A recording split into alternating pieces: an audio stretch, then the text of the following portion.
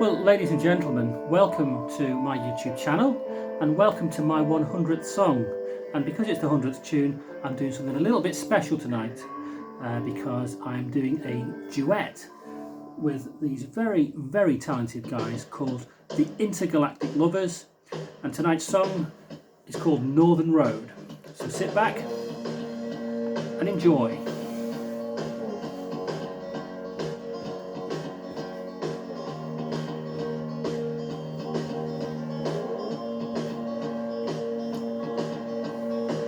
The narrow road is leading to nowhere. The four of us in a big old car. The way you're driving is making me nervous. The road is long and there's no way out. Ooh,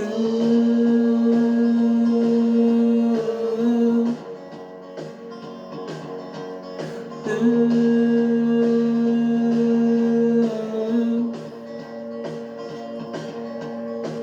There are no brakes and we can't stop. The only way out is a long way down. It's a lost road without intersections, high above the cold, cold northern sea.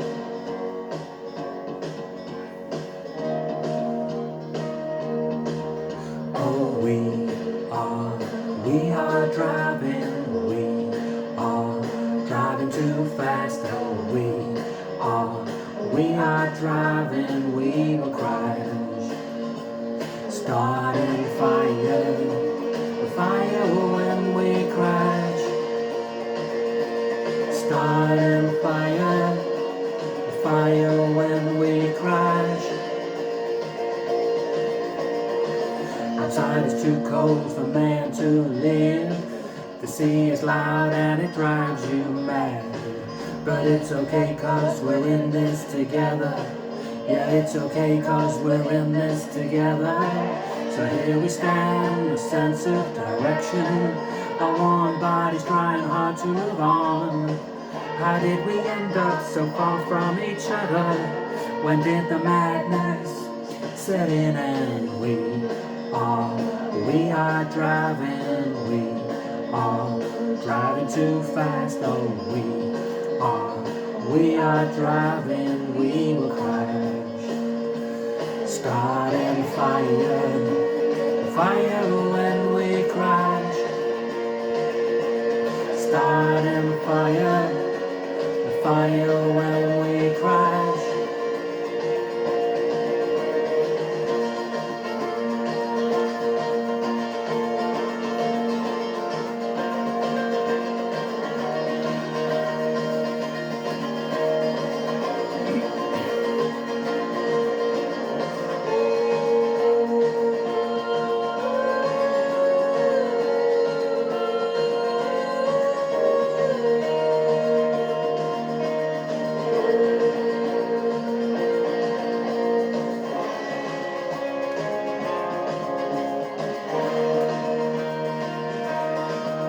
Oh, we are driving too fast. Oh, we are driving, we will crash.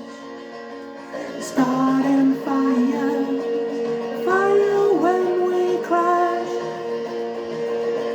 Starting fire when we crash.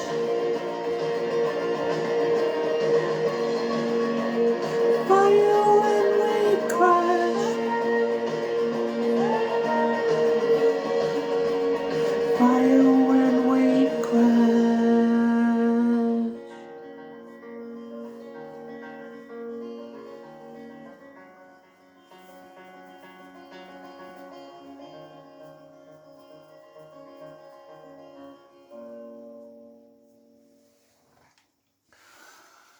Wow, there you go, the 100th song, and it is myself and the Intergalactic Lovers, and how fantastic are they? There you go, there's the band, take a bow.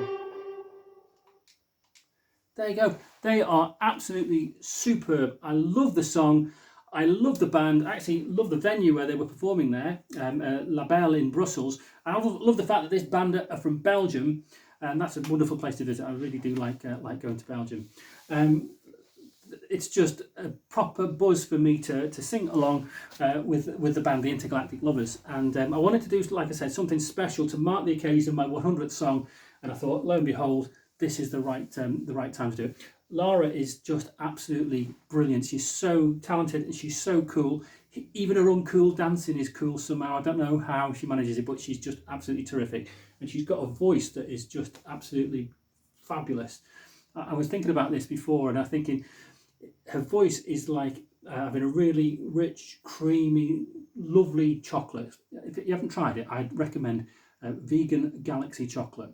You have that and it's like, whoa. And well, Lara's voice is like that, except in voice form rather than chocolate form. So there you go. I love the band, like I say, and I love that song. So there you go. Hopefully you've enjoyed it as much as I've enjoyed singing it, which I doubt very much, but hey ho. So that's my 100th song. Who would have thought that was possible? And it most certainly is. I never thought it would be possible when I first started to try and perform the first one. But yeah, here it is. So, and as promised on the last video, I did say that we'd do some Q&A. And so some people have sent me some questions, so I'll do my best to answer them now. And the first question is from a friend of mine, Kelvin. And he didn't know which song I was going to sing tonight, but he wanted to know what was the process of me choosing a song for my 100th occasion. Well, obviously, I love this song, and I've known about it for a number of months, and I've tried to find a karaoke version because that's how I normally sing them. Couldn't find a karaoke version, so what I thought I would do, the only other opportunity if I wanted to sing this song was to try and do it in harmony with the band itself, and so realising that a few weeks ago, I thought if I'm going to do a duet, if I'm going to sing like that for this song, I need to make it a special occasion. So I've been keeping this aside for my 100th song. So Kelvin, this is why that's the reason why I chose this for me 100th. My next question is from Charlotte, a friend of mine, and Charlotte's asked, "What's the inspiration for me to sing?" Well, the inspiration is the inspiration to sing the songs. They're just songs that I like, basically, more than anything. And the very first one I did was Yesterday Man. It's just a song that I remember from childhood. I only knew a couple of lines to the song, but it's just things like that, just things that I know and I like. Other things that kind of inspire me, if you like, are watching TV or radio, and you hear a song that you like. In this song particularly, this is the theme tune of a song of a TV program it's on All 4. I'd recommend you watch it. It's called The Team. It's a really good drama, and lo and behold, that TV program got me into the Intergalactic Lovers, and that's what's inspired me to do this. Another inspiration is fellow YouTube singers. There's a great guy, Argyle. So Argyle Valmont. If you follow his page on YouTube, he does, or his channel, I should say. Follow that, and he does some really great songs. He's got a different sort of voice to me. It's deeper and it's richer. And a few months ago, Argyle did a song by the Turtles called Eleanor, and he did such a brilliant job of it that it's kind of inspired me. So in the next few weeks, I'll be doing that song. But of course, all that is in addition to the fact that I've got a number of people who've actually requested songs. So this is the opportunity you get for a shout out and a thank you to everybody who's requested songs. So that's Eddie, Rue, Mrs. Parry, my son Louis, Muzza, Chris, Sam, Lisa, Martin, Joe, Dan, Kelvin, Wheel, and my mate in Italy, Attilio. And if I haven't got around to doing your songs yet, I promise I will. But there is a few to get through. But yeah, they're the reasons. That's the reasons why I sing the songs that I do. It's a combination of all that. So in the short answer, Charlotte, anything could prompt me. Anything can inspire me to do a song, to be fair. Next question is from a mate of mine called Dan.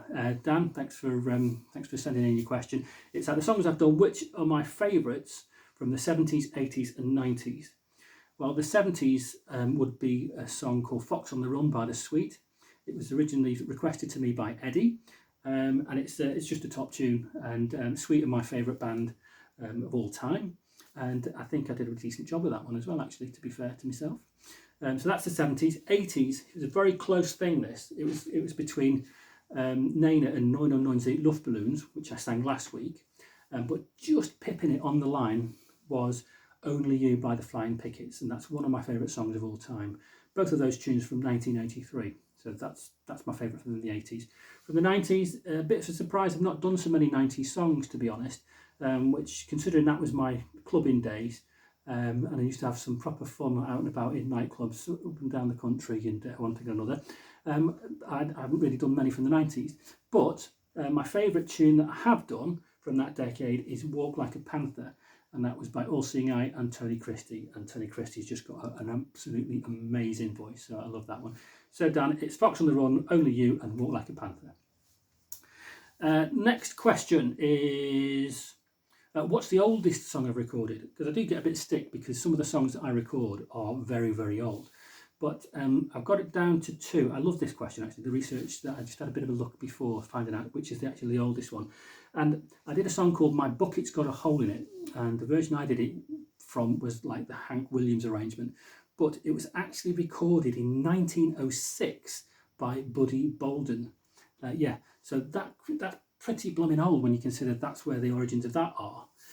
But the House of the Rising Sun, that song that I did, the arrangement by the Animals, that dates from 1964, but there was an earlier version recorded in 1925.